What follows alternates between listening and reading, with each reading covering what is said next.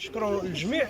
ولكن انا كرئيس مصلحه الرياضه في جماعه سيدي سليمان تنبغي نشكر الجميع وتنأكد على جوج حاجات.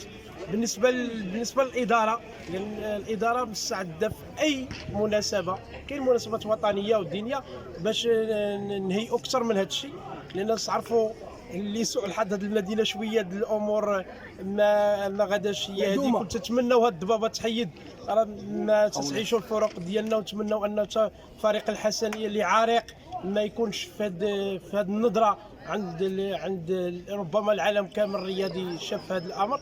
تنتمناو نهضه من جديد وتكون هاد الضبابه تحيد على الشأن الرياضي، لانه الرياضه عندها قيمتها وخرجت اكثر، وماشي غير في الكره وفي كل شيء، وانما الكره عندها قيمتها في. تنشكركم جميع، تنشكروا جمعيه النجاح اللي نظمت الدوري وكان ناجح، اسم على مسمى، والاخوان الحضور كاملين تنتمنى لكم التوفيق. والسلام عليكم.